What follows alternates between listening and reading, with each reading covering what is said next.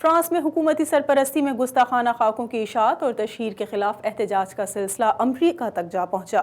ریاست ٹیکساس کے شہر ہیوسٹن میں فرانس کے قونصل خانے کے سامنے پاکستانی امریکن فورم کی جانب سے شدید احتجاج کیا گیا۔ ٹیکساس سے رپورٹ کر رہے ہیں bureau chief Aamir Ahmed Khan. No justice, no peace. No justice, no peace. No justice, no peace.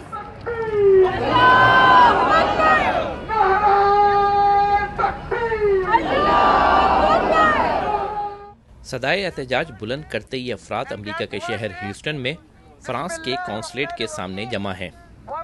مظاہرین فرانس کی حکومت اور فرانسیسی صدر کی سرپرستی میں گستاخانہ خاکوں کی اشاعت پر سراپا احتجاج ہیں۔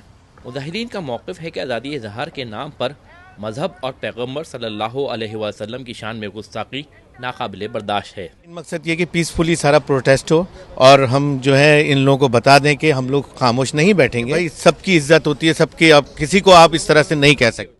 پاکستانی امریکن فورم کے زیر انتظام ہونے والے اس مظاہرے میں بچے اور خواتین بھی بڑی تعداد میں شریک ہوئیں۔ مظاہرے میں شریک سابق وفاقی وزراء شمیم صدیقی اور بابر خان غوری کا کہنا تھا کہ تمام انبیاء کا احترام کرنا ہم مسلمانوں کے ایمان کا حصہ ہے۔ ہمارے نبی کی شان میں جو گستاخی فرانس میں سرکاری سرپرستی میں جاری ہے وہ ناقابل قبول ہے۔ ہم دوسرے انبیاء کی رسپیکٹ کرتے ہیں، جو پروفٹس ہیں وہ سب کے لیے قابل احترام ہے۔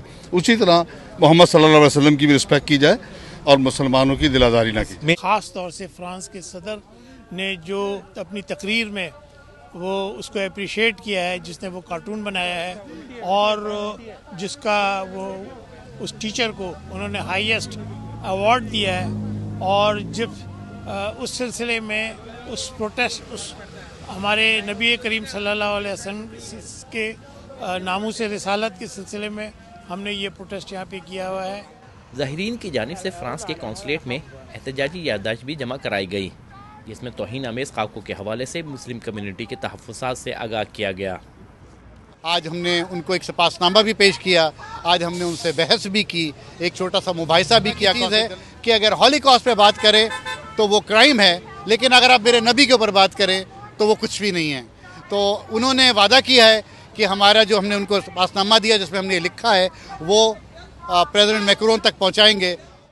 مظاہرین کا موقف تھا کہ اگر فرانس کی حکومت نے توہین آمیز خاکوں پر اقدامات واپس نہ لیے اور اپنا موقف نہ تبدیل کیا تو فرانسیسی مصنوعات کے بائیکاٹ کے ساتھ ساتھ ہر قسم کے اقدامات کیے جائیں گے۔